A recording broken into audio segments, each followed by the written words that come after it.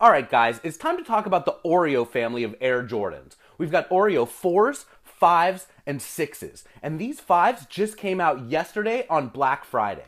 Last year on Black Friday, Nike released this pair of black and red Air Jordan 4s. And the year before that on Black Friday, Nike released this pair of black and cement 3s. So we've got 3s, 4s, and 5s this year on Black Friday. Next year, they'll probably release 6s on Black Friday. We already have a whole slew of Air Jordan 6s being retroed next year. I bet they give us a cool colorway of the Air Jordan 6s on Black Friday 2014. We'll see. Anyway, this pair was released in 1999, these came out yesterday, and this pair of Oreo 6s came out in 2010, another year that was jam-packed with Air Jordan 6s. Come on over here, let's have a look at the very first pair of Oreos ever released by Nike, the Air Jordan 4 Retro Plus. Check out the box. You'll notice down here a little plus sign. Early on with Air Jordan Retros, Nike was putting that plus sign on a handful of early Jordan Retros. They did it on this pair, they did it on the white and Columbia pair of 4s that also released in 1999, and they also did it on the bling edition of 4s. Then the next year, a couple pairs of 5s came out with that same plus sign. The Laneys, the white and metallic silvers. I don't know what the plus sign means. For a while it referred to Jordans that were not in OG colorways, but then with the infrared 6s from 2000, Nike also put the plus sign on there. I wish Nike would explain some of these abbreviations and symbols. I'm going to put down this pair of black and red Air Jordan 4s on top of the Oreos, and let's sort of compare them. Originally, the Air Jordan 4 was made out of suede, at least the black colorway was, and it also had this amazing mesh netting on here.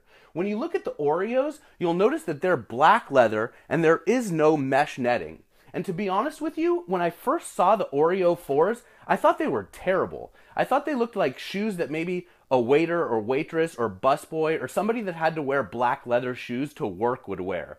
But over time, 13, 14 years have passed by, and now the shoes are really, really desirable. And of course, I've grown to love them. But I still love the OG colors better. Anyway, let's work our way over to the Air Jordan 5s that came out just yesterday, the Oreos. Yesterday was Black Friday, and it was ridiculous. I was up at 5 o'clock in the morning watching Nike send out all of these Twitter links.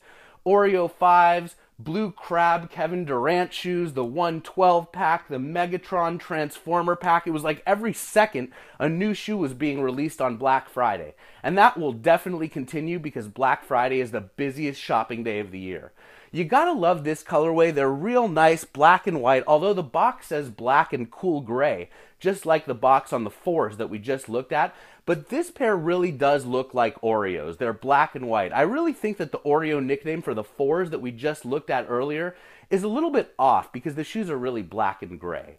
Let's work our way to the pair of 6s. When these shoes came out, they were not very desirable and they actually sat around on shelves. It really shows you how much times have changed since 2010, and that was just a few years ago. Again, these shoes are white and black with the speckles all over them. They really are reminiscent of Oreos, and I think Nike did a good job with these shoes. I had 5 pairs of these Oreo 6s on display in the ShoeZeum with Oreos on display all over them. So when you think of Oreos and you think of cookies, you gotta think of milk, right? So I had a milk display right next to the Oreo exhibit. Check out these milk crate blazers. A really cool SB from 2007. Here, let's put the milk with the cookies.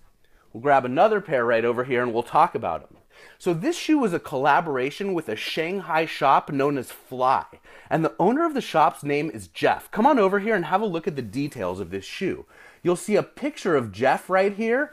And it says around here that Jeff is missing. Remember back in the day that milk cartons would have like a missing person on the back of them? So Jeff used to work at a milk processing plant before he opened the boutique Fly, and Nike gave him a commemorative blazer with the milk crate stuff all over him. You know I had to have some milk on display next to all of these shoes. You have no idea how much fun it was to bring all of these shoes to life with toys and props.